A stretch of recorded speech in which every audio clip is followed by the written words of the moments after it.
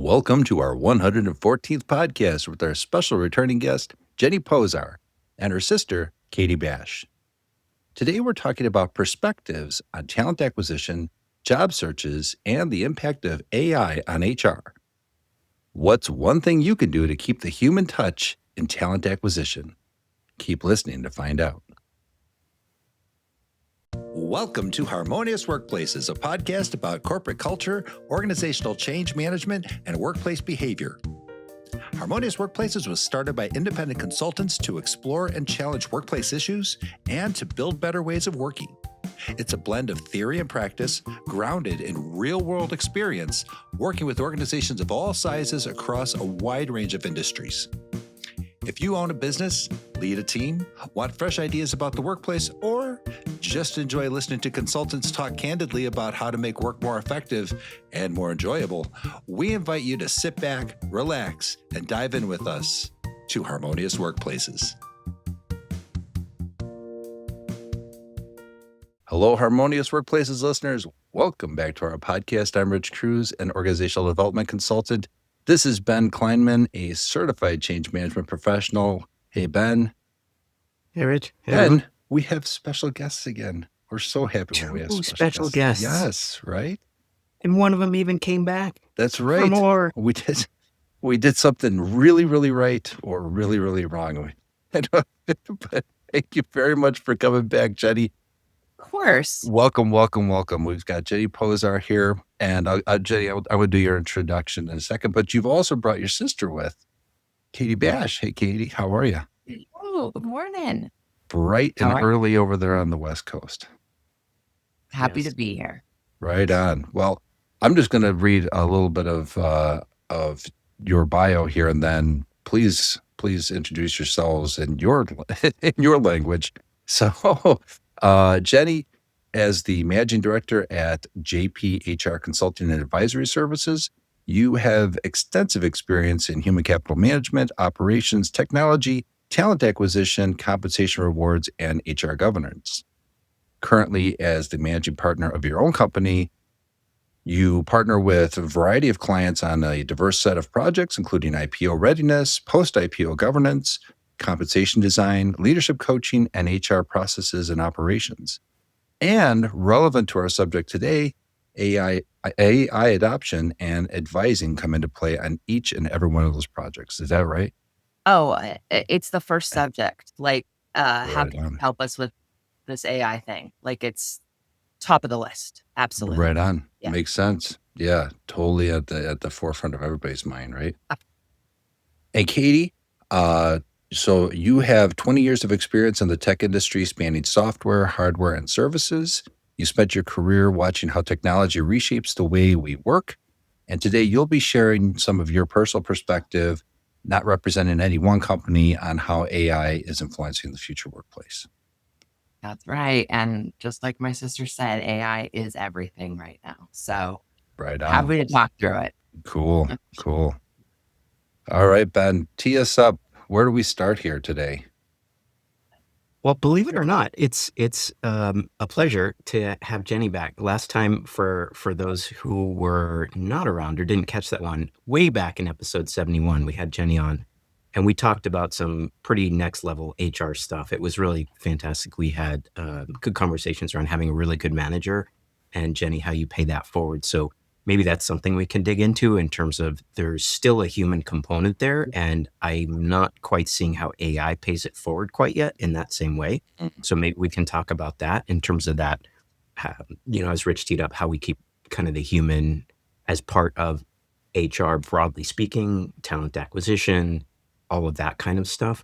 And then just for those who need a little bit of a reminder, we did talk about spreading good rumors last time. We had a little sing-along with Fleetwood Mac, and having the right culture is super critical for that. So we'll talk a little bit as well about maybe culture and how culture is important as you're rolling out anything, but especially as you're rolling out AI, the importance of trust and transparency and ethical use of AI. And I'm sure that's top of mind for everything that you are both doing, Katie and Jenni. So we can dig into that. So I'm not sure, Rich, if I've sort of teed it up appropriately or just launched like this laundry basket of everything out of the catapult, and we'll just see where the spaghetti bowl lands.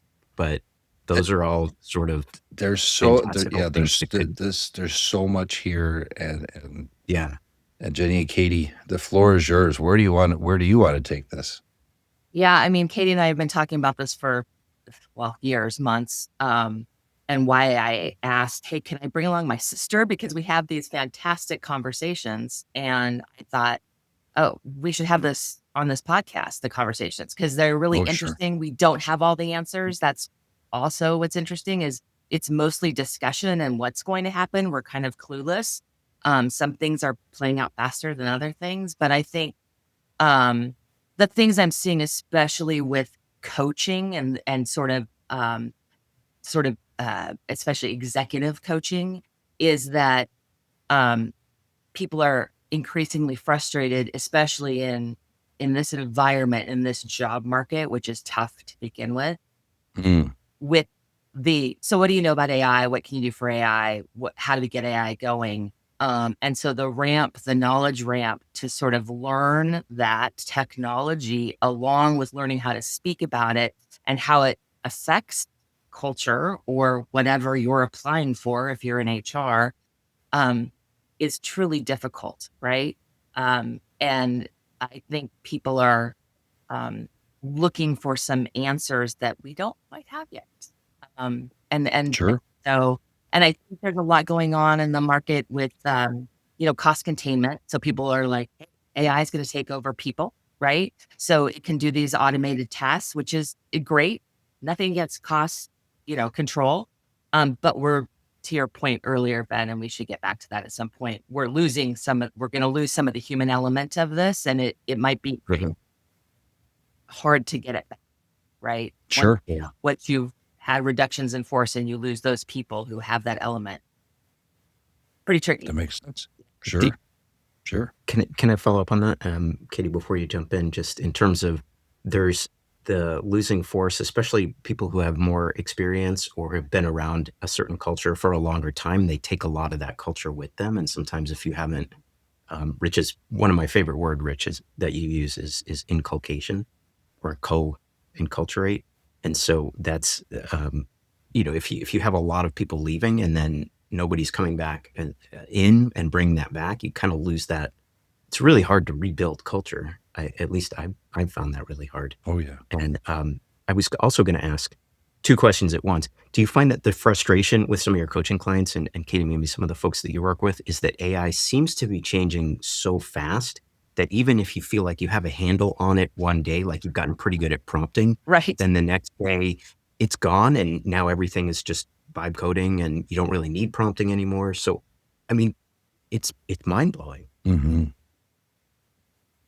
Yeah. I mean, skills are changing. I mean, roles are redefining by the minute. It's, you have to be able to be cross collaborating with, this is what my sister and I talk about is, when I talk to mostly IT professionals, here IT is moving at the speed of light. But the best thing that they can do is be connecting with their HR, their legal, their risk in this type of culture. It actually can redefine the collaboration with these business units in a way that's never been before. And so it's really actually exciting. It's not all doom and gloom. There's some really goodness that can come out of this. And I'm excited for that because even though all these roles, I mean, I think we actually, Gartner estimated about 32 million jobs will need to be reshaped through 2031, which is incredible. That's not really elimination, it's transformation. So these jobs are just being redefined by the minute. So you have to be adaptable. But there's a lot of exciting stuff that's happening. Yeah, I love that you brought in adaptability. That's Mhm. there's so much literature being put out there, even in the very recent couple of months. Periodicals writing about companies needed to adapt, or workplaces needed to adapt and have a different way of handling that organizational change, so that it's there's culture and there's what we have that is the set assumptions, values, artifacts that we're exhibiting, but how do you maintain that integrity of that and still constantly be changing as the stuff comes out, right? It's a big challenge. I think it's huge, and I think with this sort of, I mean, ATS systems, that's kind of like PIN number, but ATS, like they have had this element of AI, right? Of resume screening and reviewing for 20 years. We've seen this. So that Sure. wasn't new. So sticking your resume in, hitting all the keywords, making sure the computer's picking it up so that you get picked, really old, around since the early Yeah. 2000s. Sure. However, what's changed now is that it's smarter, it's adapting, and they are now morphing. And by they, I mean a talent acquisition team who is now the first usually team on HR to get riffed, because as the workforce, as you know, shrinks, you don't need recruiters to hire people that you don't have jobs for, right? So that's the first group that goes. They're looking to AI to replace that. And I saw just this morning, if you can believe it, that I think Greenhouse, which is a pretty awesome, That's a pretty big one. Yeah. huge, right? Worked with it for years. Great. I think they just acquired a company, and forgive me, I can't remember the name of it, that is going to do the interviewing, the AI interviewing. And that Okay. makes me pause a little, right? Because that's the cultural piece. It's already a shame that we're not getting some eyes, some human eyes on resumes, right? Because there's things in resumes that aren't keywords that people can see. Like, oh my gosh, this person worked at this company. I have 5 other people who work there. I bet they can speak the same language. That would be really cool. Mhm. Or the hiring manager would really like this person because their hobby is running. Like weird stuff like that that AI can't necessarily pick up on. Then you add an AI interviewer to this, right? How is that experience for the candidate, number 1, right? Mhm. And 2, is AI really going to just ask a set of questions, somehow put it through a machine and decide whether or not you're the right person for this role? Right. Maybe in some of the more lower level positions, professional positions, that might be something it could do. But when you get into the sort of, mid-manager level, that's just I don't see how that's gonna work or reflect well on a company. Sure. So, Sure. interesting. Have you guys found any of those AI tools that you're talking about, Jenny? Have they been able to pick up for things like culture fit, or in the case of manager level folks, judgment? Yeah, I mean, I'll let Katie speak to any kind of systems. She's the techie, but I will tell you, even sort of culture surveys, right, have that Mhm. element to it that can pick up on those things. So, it's not without understanding it and having the technical knowledge. What's missing is sort of the human element of it, right? And interpreting it. Yeah. I mean, I actually think that the more AI we introduce into this, the more human skills actually are important. So the judgment, Yes. the communication, the leadership, the problem solving, that, just as my sister said, that like kind of the human piece of like, is this person a good fit? So it's shifting, like doing the task work, which the AI is doing, but now you got to manage the outcome and deliver on the outcome, orchestrate the outcome. And so that's kind of that shift where, the human side of TA is going to be so important. It's not eliminating it. It's actually Mhm. just shifting the way that they'll work and how they'll recruit. Makes sense. Yeah. Mhm. Let's do this. Let's take a quick pause and let's continue the conversation as soon as we get back. Yep. All right. We'll be right back. Oh, hi. I'm Hermie, the HR hermit crab. So, if you've ever sat in a meeting thinking, are we all talking about the same thing? I have a book that might feel very familiar. In my third cartoon book, Trust Fall Pratfalls, you'll find a collection of short, funny workplace moments. The kind that make you laugh and then immediately think, yeah, we do that. We cover things like unclear priorities, communication that somehow creates more confusion, leaders who mean well but miss the mark, and employees trying to make sense of it all. It's basically a highlight reel of how the heck did this happen? But each story also contains evidence-based valuable information such as simple ways to communicate better, practical ways to support your team, and small changes that make work a little more, well, workable. You can finish each story in just a couple of minutes and actually use the lessons the next day. Plus, it's a cartoon book, so you can leave it on your desk and be the envy of all your cubicle mates. Check out Hermie the HR Hermit Crab Trust Fall Pratfalls, available now on Amazon. Visit www.hermiehrhermitcrab.com or www.harmoniousworkplaces.com/Hermie. Oh, and if you see your workplace in here, maybe don't read it out loud in the next staff meeting. Make change your friend. Bye. And we're back. All right, so we're talking a lot about AI and how it's affecting HR, and I can't specifically talent acquisition, specifically talent part of acquisition. HR. Right. Yeah. I don't know if you've experienced this. Something that's happened to me in a recent in an engagement that I've recently had. Have you found anything where you have an AI versus an AI? Let me put this into perspective, right? You've got first of all, you've got the candidate using artificial intelligence to, to match the applicant tracking system or and then, whatever other filters are happening there, right? So you got that. But then I've also have where some of the leadership is using artificial intelligence, the functional group is using artificial intelligence, and the two are not compatible with each other internally. So I'm asking two different, arguably unfair questions here, but I just wonder if you've had that experience at all. I certainly have. I mean, I will tell you, there's a little bit of a weird dichotomy going on where I'm having clients who are applying to roles. They're sending their resume and their cover letters through AI to check to make sure, does this Right. match the job description, right? That, they want to have a resume that's tailor-made to that company's job description. We did that before, right? It's just AI is helping us a little more with that. Sure. So they're doing it. The company's taking the resume, they're sending it through their system and realizing it's to AI. Right.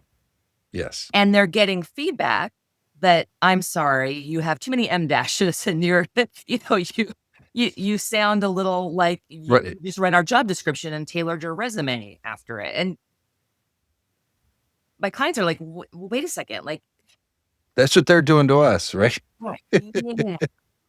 That's a little terrifying, right? So like, you're a bad guy for using it. You're a bad guy for having it reviewed, or who has the better AI. This gets a little meta after a while. Sure. Yeah. Robots Yeah. talking robots, right? Right. Right. Trust. I mean, it's all coming down to trust between kind of the two sides. I saw something recently that said 25% of candidate profiles will be fake by in 2020. Yeah, you told me, which is crazy. A quarter, which is kind of insane to think about. So, but yeah, that trust piece, and that's, that's something we're going to have to figure out. That's kind of that question that can't be answered right now. Sure. Can I just follow up on that for 1 second?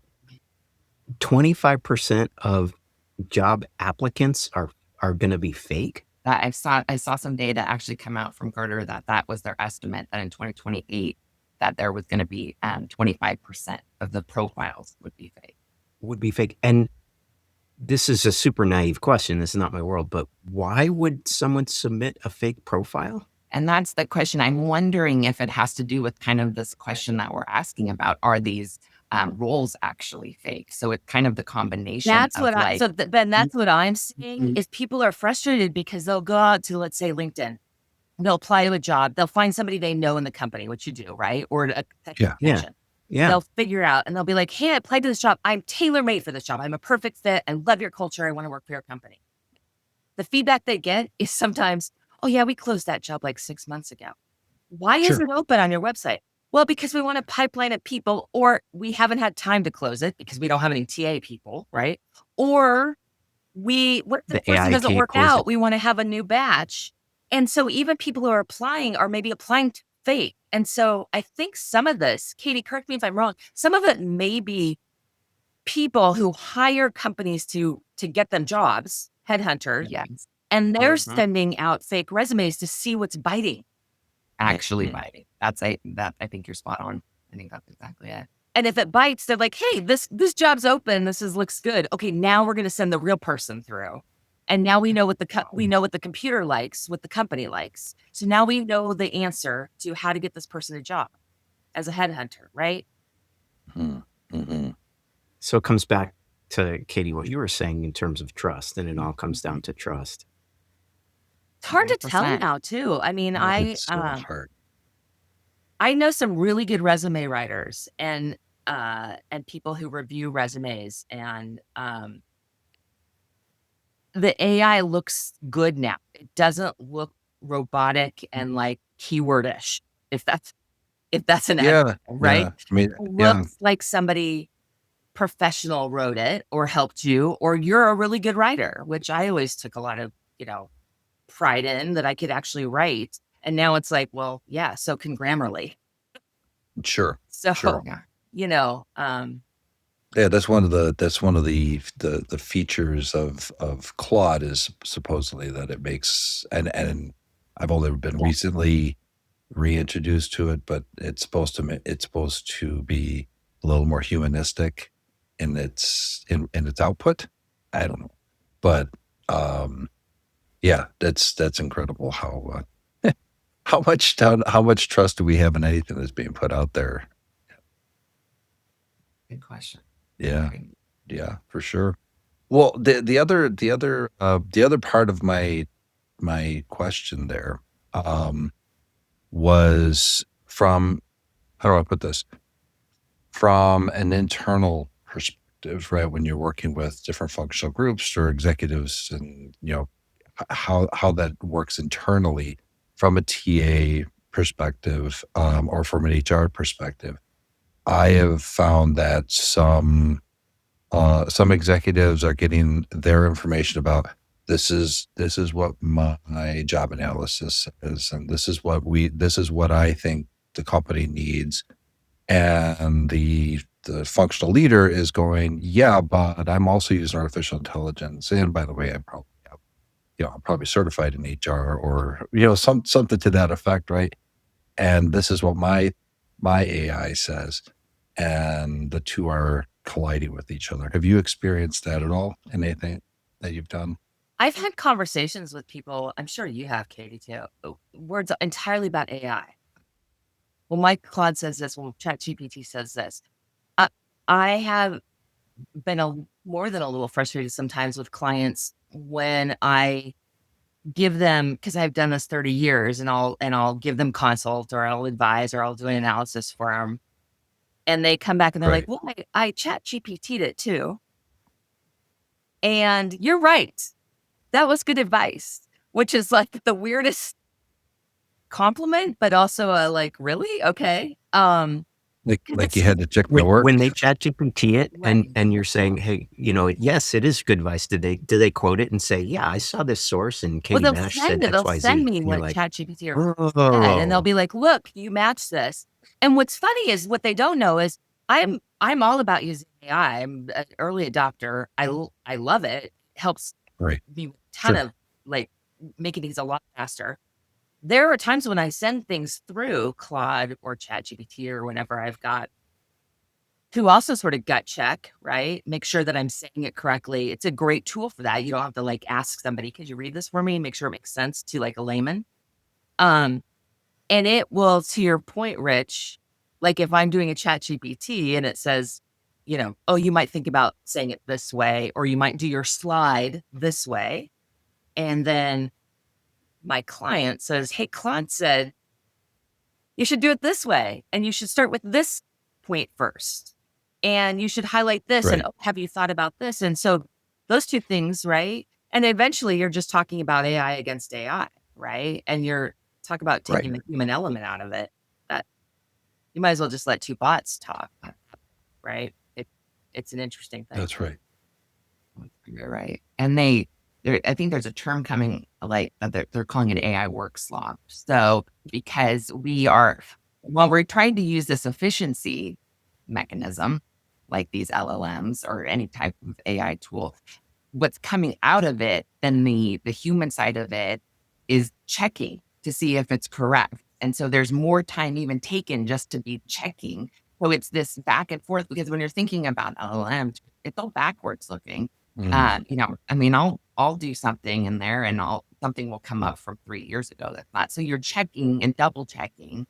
Yeah. And then what tool are you using? Are you using Notebook LM? Are you using, Claude? All of that. The prompting, what I've found is prompts are getting better. Like, so to your point about, make this sound human, like the prompts that you're seeing are getting better and better for you to get that output that you need. But right now there's some efficiencies that we thought we would be getting that we're not actually getting yet. That makes sense. I just read an article. I cannot remember where it's from. I'll have to find it, but something about that those people who are just taking AI at face value, their critical thinking skills have plummeted, right? Because I mean and there's the argument for the skills based hiring versus education hiring is in the education that people receive, in upper and higher ed, right, is that critical thinking element of, okay, here's the problem. We look at it through this lens, and this lens to come up with the solution or set of solutions. In this case, I'm running it through my AI. It's good enough, and off we go. Well, and you bring up a really good point, because I've been working with higher ed for the last few years. And what's interesting there, and talking about the workforce of the future, the talent acquisition, whole curriculums are changing. And then universities they're taking different approaches to it, whether students can use it or not. But Sure. what I found is right now, like higher education is like the peak of every like change known possible with AI, because number one, kids aren't necessarily going to college anymore. They're seeing like a different route because of the jobs of the future with AI. So universities are scrambling to either have AI certifications, all these things. So that's Right. also a whole new thing coming out for the workforce of the future. Yeah, makes sense. Yeah. Let's do this. We got one more break to take, and you were going to say something, Ben? Yeah, I was just going to have a follow up, if you don't mind, Rich, before Oh, we go no, to our that's break. I great. was just going to follow up in terms of using all this AI. Is it getting us better candidates at the end of it? Are you guys seeing that regardless of how many different AIs and competing AIs and whatever we're doing, are we winding up at the end of the day with better candidates, or is it just making the whole process extra burdensome for everybody? No, I think the answer is yes, we Mm. are. And I think we have been for a while, because it's um, especially with a good ATS that has a good AI platform. They can find niche skills and things that you need, that not necessarily humans catch on reading through resumes. Sometimes people don't even read resumes until right before an interview, right? And it's catching lies, right? Or things that aren't true, or that this doesn't make any sense. So these two things conflict. This person did this, and the years don't match. So it's catching things like that can prevent expensive mistakes. I think it's getting better candidates. The trick is, though, following through to the human part of it. So if we're going to an all AI where AI ends up interviewing you as well, which is just bonkers, right? But like you get to a human at the maybe very end, right? Your hiring manager or something, which is weird. But like if we don't insert humans after, at somewhere in the screening to the first or second interview, I think you're losing. You are getting worse candidates, because then it's just AI. It's just a machine reading it. It's that you lose that to go back to the beginning of our conversation. You lose That does this person will this person make it in our culture? You know how when you're interviewing somebody, you just kind of sense like this person's going to be great here, or you also can sense negative. I can't put words to it, but this person will not work here, right? My classic example is I worked at a company for a very long time that like was a very relaxed, cool tech commodity company, and immediately you knew somebody wouldn't fit it and came to the interview in a suit. We never told anyone don't wear a suit, but if they came in a suit, you were like, no, not gonna work, right? AI can't do that. Yeah, for sure. That's boy, that's interesting. Good question. And Katie, what? Oh, go ahead. sorry, Rich. No, I was just going to go. I was just going to I go was just there. curious, Katie, what you're seeing as far as in your experience, or is AI helping us produce better candidates, or in your work with higher ed, produce better students or better Yeah, I mean, educated people, whatever that means? I do. I mean, I think there's some exciting things happening. Again, I always try to think positive, the glass half full type of thing. But it's got to be smart. It's got to be the change element has got to, be controlled. So to the point I was making about higher ed, like, these universities are trying to figure out how to get these students ready, or also how to recruit students to come to universities to make them good candidates. What's interesting, and I was telling my sister about this, a lot of my peers that have been in my business for a long time that are looking for jobs, they're going through like 6 weeks, 8 weeks of AI and then 4 interviews. And then guess what? They're the second candidate, they don't get the job. So they've now gone 8 weeks through a process, Right. and then they get a job and they got to start all over again. And so there are some things with, again, from efficiency standpoint, yes, the automation is good, but to my sister's point, you got to have the human side of this because the culture piece is so important. Yeah, it makes total sense. Thanks. Okay, so let's take that quick break, and when we come back, let's put a bow on this thing. So, all right, we'll be right back. In a world where leadership needs clarity and action, and HR gets left out of the loop, one hermit crab steps in to save the day, only to be shut down by management. From the creators of Hermie the HR Hermit Crab and the Harmonious Workplaces podcast comes a new shell-shocking adventure, Out of the Loop into the Fire, or HR Hung Out to Dry. This book blends workplace satire with evidence-based lessons, reminding leaders that culture, trust, and people strategy don't exist as extras. They form the foundation of lasting success. Whether you work as an HR professional, a leader, or just someone who has survived a few too many staff meetings, Hermie stories will make you laugh, think, and maybe even change the way you see your workplace.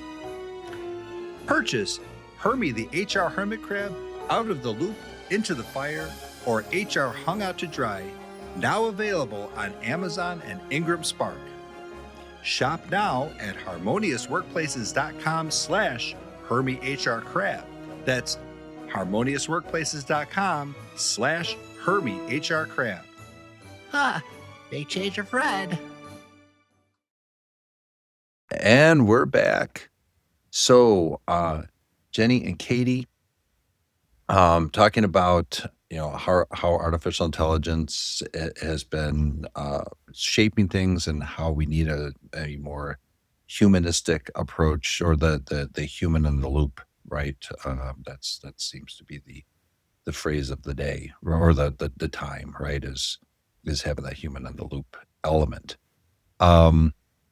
Is there any kind of training, coaching, something that you recommend that organizations should be putting into play for that, to educate people? It seems like that's kind of a paramount part of adapting to these changes. Well, and that goes to the heart of HR, right? Because we're the trainers often, right? So, absolutely. I can't even tell you how many times I've been called or asked, can you train us?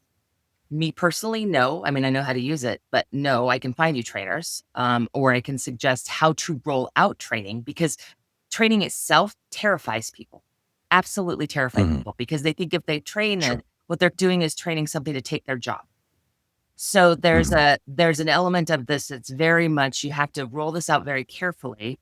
Um, Oftentimes it is training to learn how to have this thing take your job. So there's an element of truth to that. So you can't lie, right? Um, Right. Right.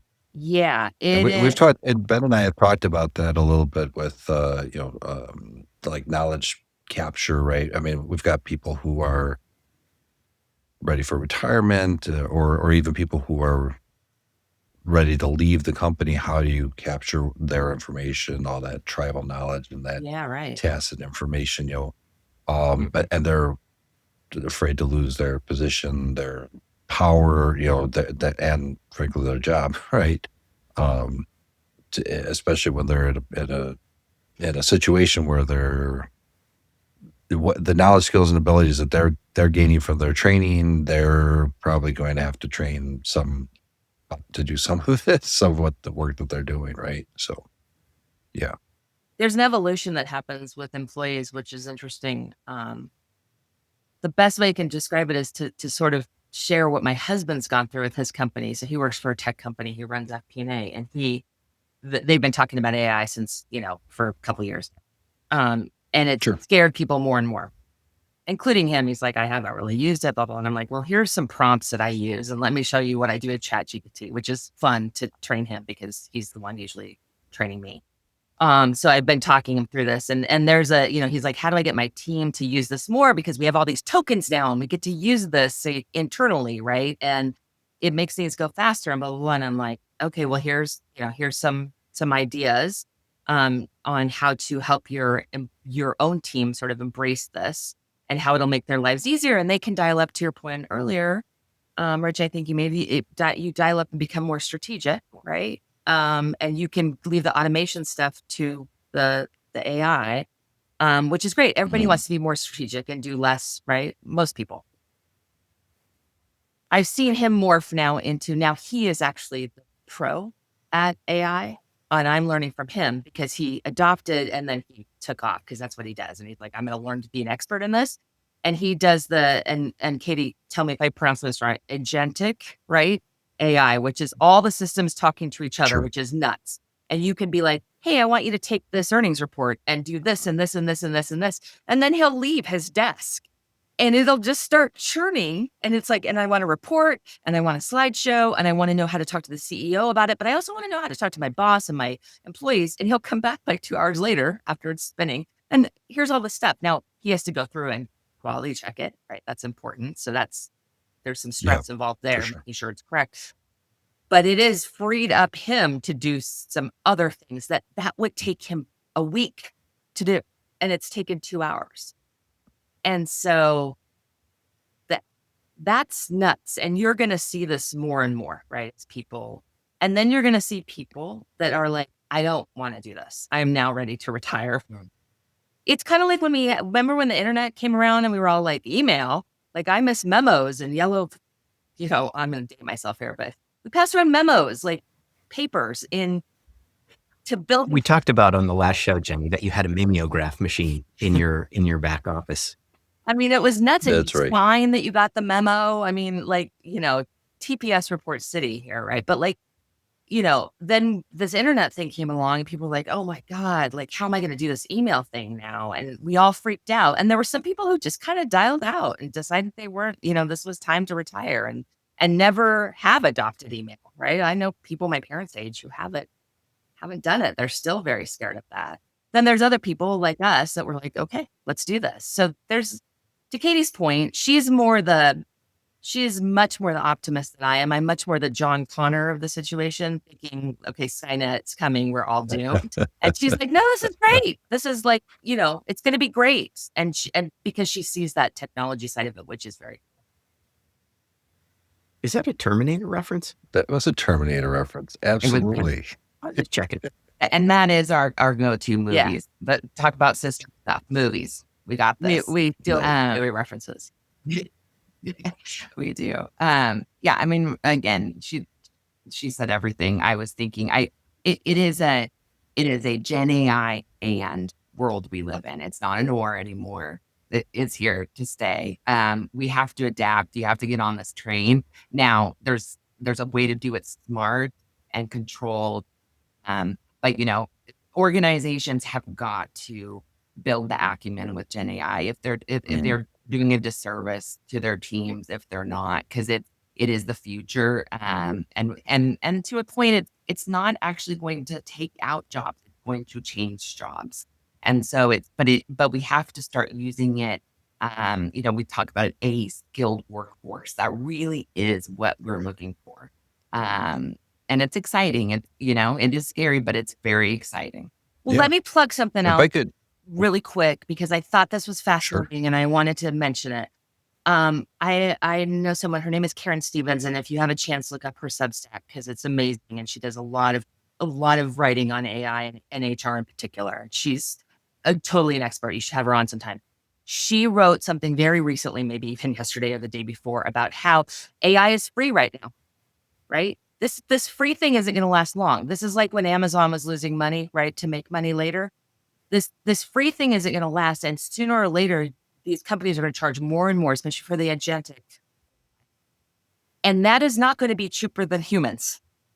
So that's going to be more expensive. So all this cost cutting we're doing for AI right now is not going to be forever. Humans are still going to be cheaper in some form, and they've got creative spirit too, right? So they can make systems talk to each other. yeah, that makes sense. I mean, if we think about, there's a lot of talk about the data centers that need to be built in order to support all this Yeah. infrastructure and the amount of environmental impact, the amount of waste, the amount of energy consumption. None of that is cheap.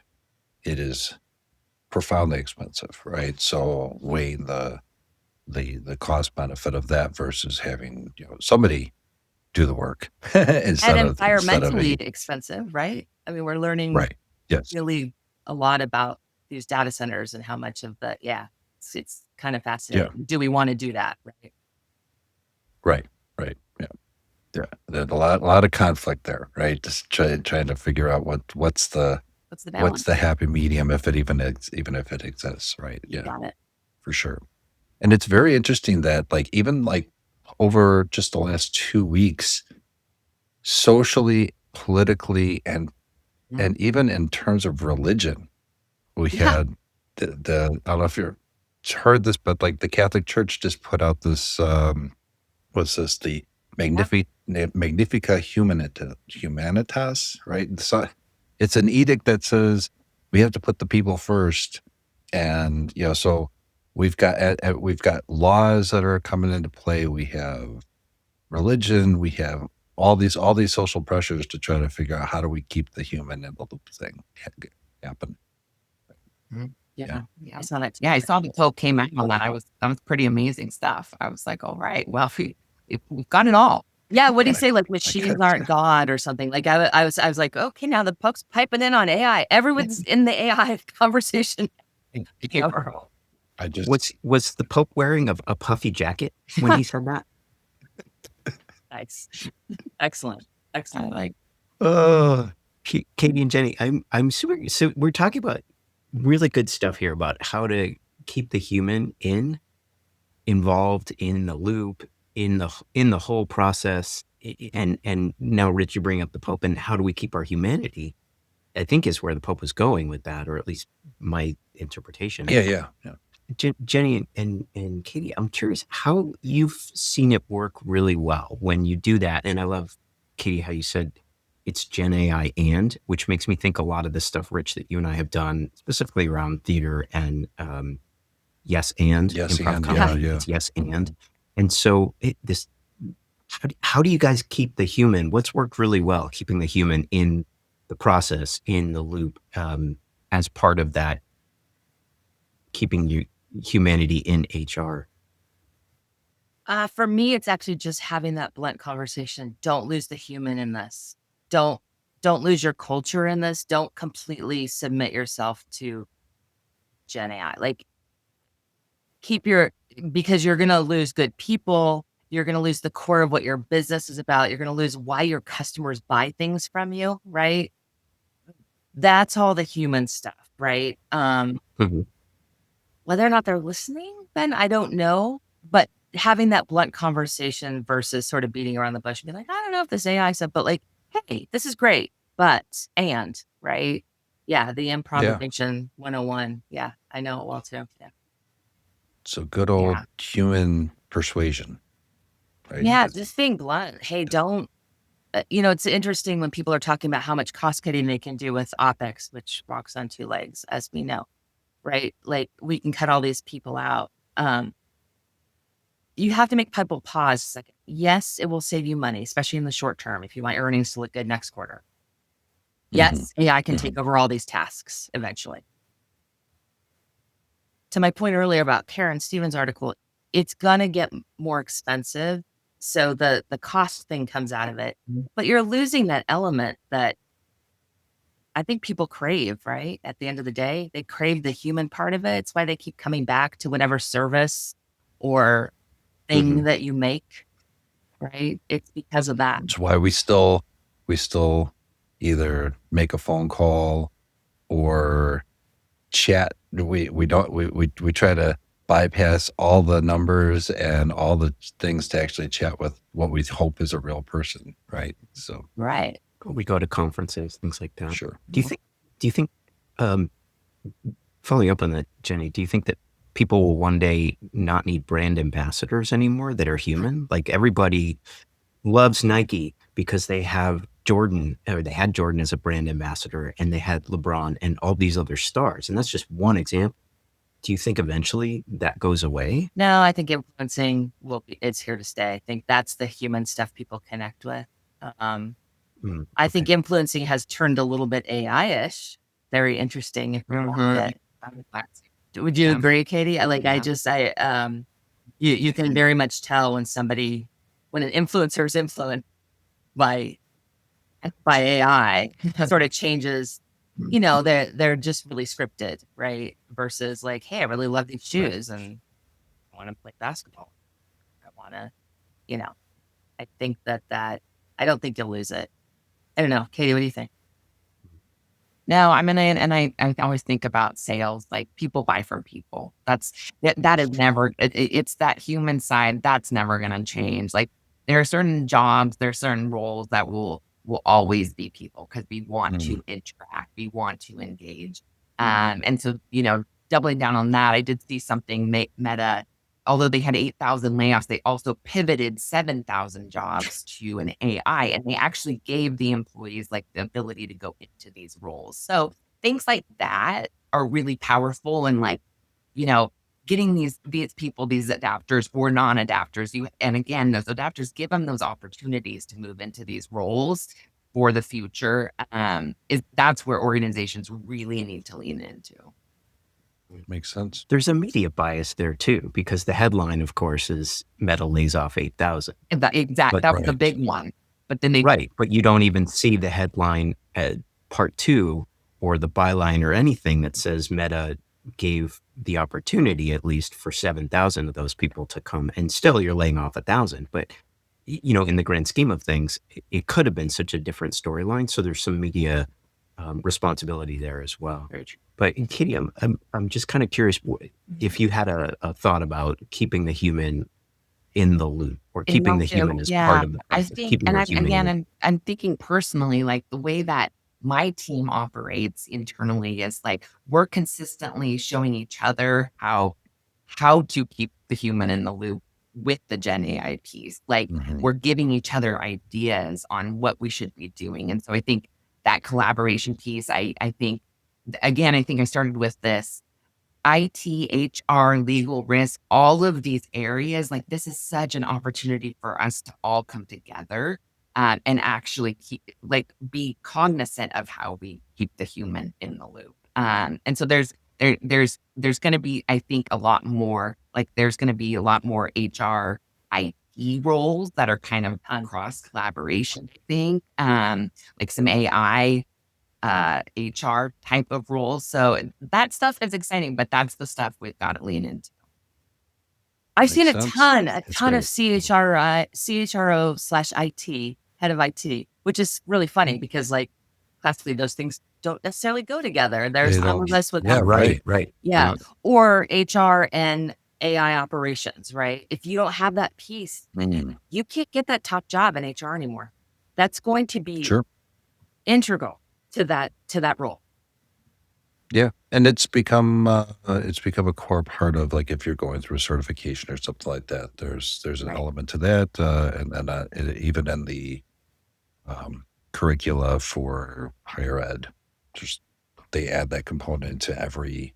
So it used to be ethics was, well, Right. it still is, right? Ethics is ingrained in all of that, and now there's a bolt-on AI component to it now, to all that. So makes Yeah. a lot of sense.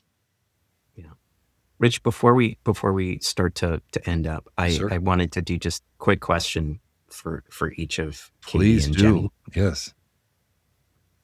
Same question, both of you. When you have an HR need, what is the need that you go to your sister for? I'll let you go first. She is my conscience. I can bounce anything off her. She is my vault. So it has been since she was born, 6 years after I was born. So having a person to get feedback from at any time, anywhere, a coach, a built-in mentor, and somebody who knows a shitload. Sorry, I hope this is a PG-13 It's all It's show. okay. All good. About technology. So I added operations to HR tech about 15 years ago to my career, but she did it before me, and I knew that was important because she's like, you got to learn the tech stuff. You got to understand what you're talking about.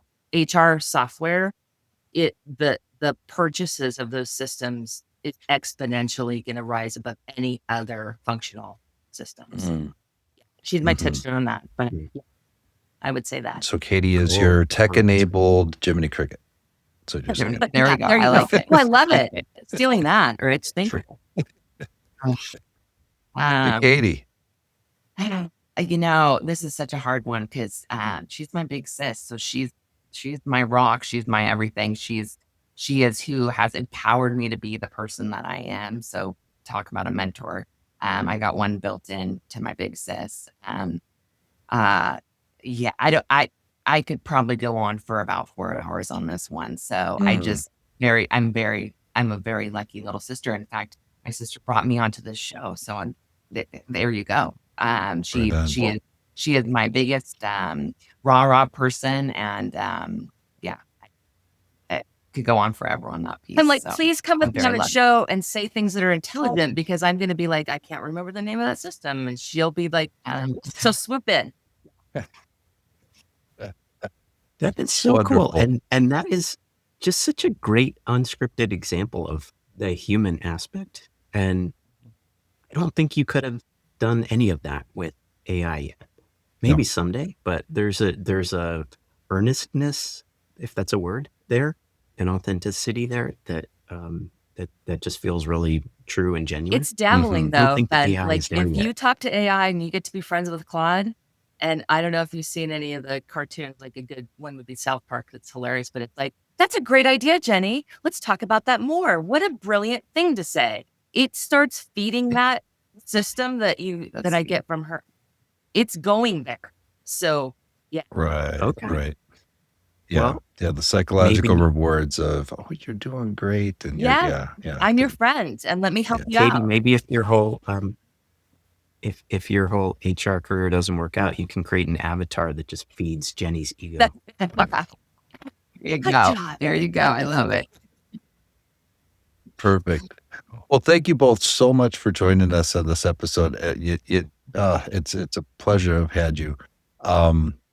Ben, how do you take this out today? This is just I think fantastic. not to be super cheesy about it, but I think we just kind of spoke to some of those things, Rich, in terms of the one thing that kind of keeps the human in the loop is just really doing that and Yeah, making having sure the that we're making conversation. the point of being intentional about keeping the human in the loop, maybe not like the front line anymore in terms of resume screening or candidate screening, but at some point where that fits and where it's right and true for your company and your culture, you make sure there's a human in there in terms of the talent acquisition process. In terms of the peer-to-peer, you make sure that there's always that human connection. And Kia and Jenny have said that on the show throughout the show today in terms of making sure that you're talking to your peers, that you're sharing ideas with your peers, that you're not just putting it into one of your favorite AI tools and getting some ideas and running with it, that there always has to be that human collaboration, and not just for error checking, but also for making sure that you're